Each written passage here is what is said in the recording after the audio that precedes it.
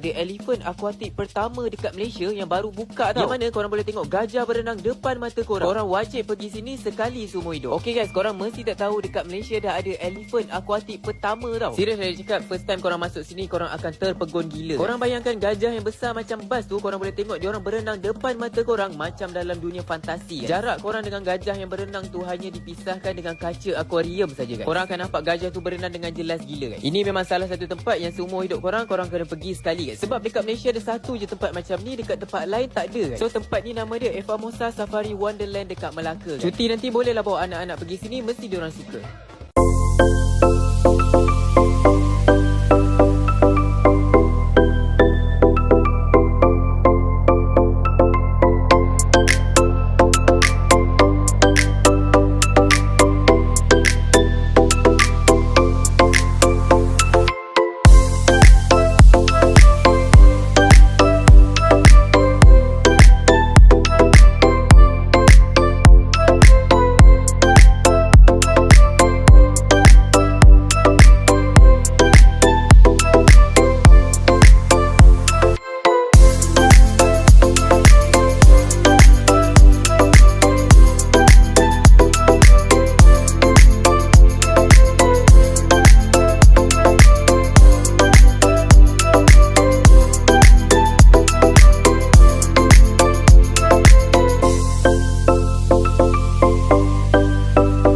Kita orang dah pergi macam-macam zoo dekat Malaysia. Yang ni juga paling best. Nama tempat ni Evamosa Safari Wonderland. Dia best bukan sebab kita tengok binatang je tau, tapi dia bagi kita macam-macam pengalaman baru. Mula-mula masuk sini korang akan sampai dekat Crocodile Adventure Land dulu. Ini adalah tunnel pertama dekat Malaysia yang exhibit buaya.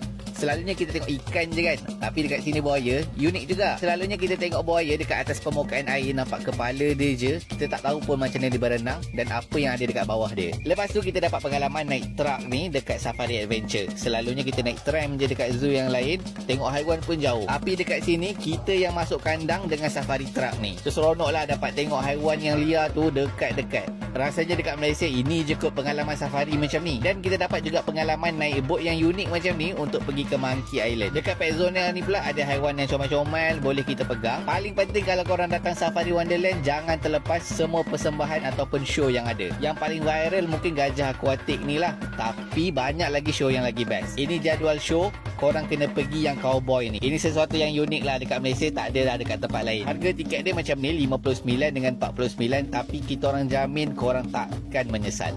Cuti sekolah ni Kak Ika dan juga family stay di Hotel Park Royal di Evamosa, Melaka.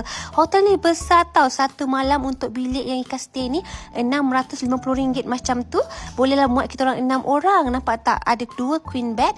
Lepas tu yang Ika suka, toilet dia ni dia asing shower dan juga toilet untuk korang membuang macam tu. Sofa untuk bilik dia Ika suka. Internet dia pun okey. Dia punya katil pun selesa.